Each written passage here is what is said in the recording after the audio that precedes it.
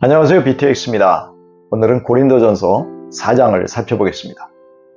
바울은 성도들이 바울이나 아볼로 같은 사역자들을 그리스도의 일꾼이요 하나님의 비밀을 맡은 관리인 정도로 여겨야 한다고 말합니다. 일꾼이나 관리인들은 모두 주인의 지시대로 움직여야 하는 사람들입니다.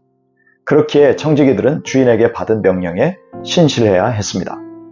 바울은 자신의 주인이시면서 최종 평가자이신 주님께서 자신의 신실함에 대하여 판단하실 것이기 때문에 고린도 교인들과 세상 법정에서의 판단을 개의치 않습니다.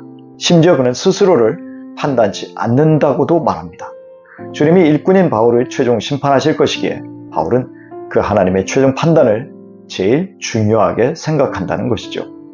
더욱이나 재림하실 주님은 어둠 속에 감추어진 것들, 마음속의 생각까지 모두 드러내실 것이기 때문입니다. 그때에 하나님의 판단에 따라 하나님으로부터 칭찬을 받을 수도 혹은 책망도 받을 수도 있다는 것을 말하고 있습니다. 그렇기에 성도들도 서로 판단하고 정죄하는 일은 하나님께 맡기고 우리의 속마음을 다 보고 계시는 주님 앞에 신실하게 살아가도록 애써야 할 것입니다. 이와 같이 바울과 아볼로는 고린도 성도들을 위해서 판단 중지의 원칙을 자기들에게 적용하면서 기록된 말씀의 범위를 벗어나지 않으려 했습니다. 기록된 말씀은 보통 구약을 가리키는데 바울 자신이 구약의 원리를 충실히 따른다는 것을 알려주고 있습니다. 성경은 판단자가 되라는 교훈을 하지 않는다는 것을 암시하므로 바울은 성도들이 성경의 권위를 받아들여 교만, 대적, 분쟁을 그치게 하려 하였습니다. 바울은 파당을 만든 자들이 스스로 잘난 척하고 있지만 이들이 자랑할 근거가 없는데 그 이유는 이들이 하나님께로부터 모든 은사와 영적 능력을 받았기 때문입니다.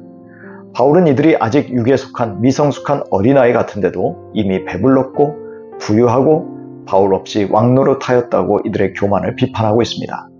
고린도 성도들이 진정 왕이 되었으면 좋겠고 그래서 바울도 이들과 함께 왕노릇하면 좋겠다며 냉소적인 말을 하고 있습니다.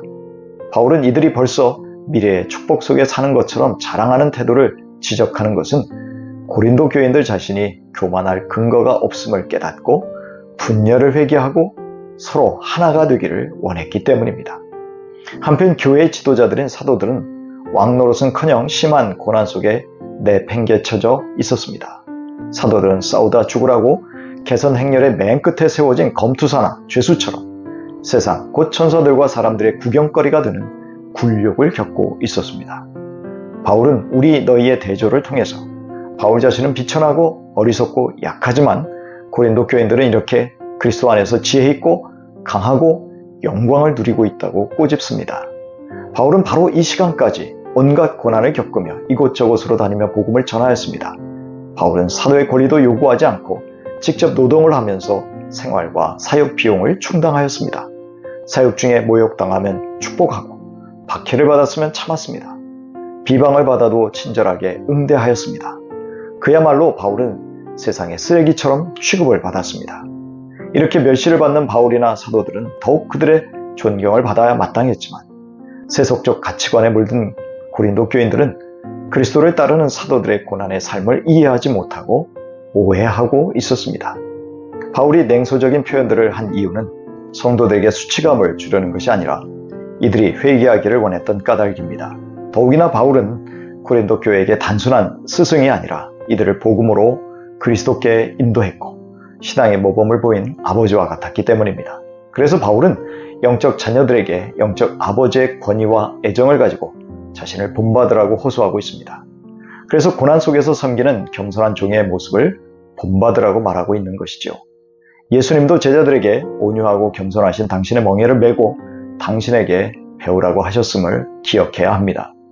바울은 그의 신실한 아들처럼 아버지와 같은 바울을 본받는 디모데를 고린도 교회의 지도자로 파송함으로 바울의 종으로서의 모범을 다시 상기시키길 원했습니다.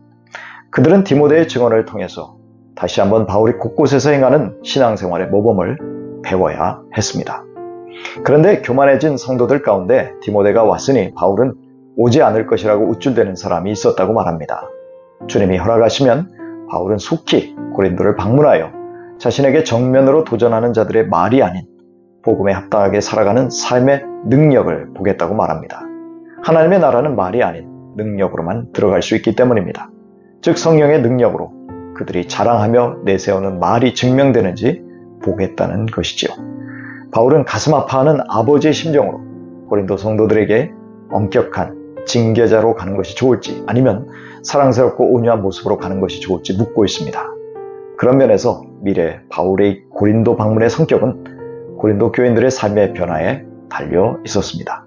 결국 바울은 이들이 자신이 도착하기 전에 파당을 만든 교만을 버리고 겸손하게 다시 하나가 되기를 크게 기대하고 있었습니다. 이 시대의 많은 성도들도 배불렀고 부유하여 하나님의 말씀에 정면으로 도전하든지 아니면 무관심으로 일관하고 있습니다. 그들은 그리스도의 종이 아닌 스스로 주인이 되어 자기 나름의 판단으로 감히 하나님의 말씀을 재단하고 있습니다. 그러나 우리는 주님의 십자가에서 보여주신 고난받는 종의 모습을 배우고 말씀 실천하며 순종하는 자녀들이 되어야 할 것입니다. 마가복음 10장 44절 45절입니다. 너희 가운데서 누구든지 으뜸이 되고자 하는 사람은 모든 사람의 종이 되어야 한다. 인자는 섬김을 받으러 온 것이 아니라 섬기러 왔으며 많은 사람을 구원하기 위하여 치를 몸값으로 자기 목숨을 내주러 왔다. 마태복음 11장 28절 이하입니다. 수고하며 무거운 짐을 진 사람은 모두 내게로 오너라. 내가 너희를 쉬게 하겠다. 나는 마음이 온유하고 겸손하니 내 멍에를 메고 나한테 배워라. 그리하면 너희는 마음에 쉼을 얻을 것이다. 내 멍에는 편하고 내 짐은 가볍다.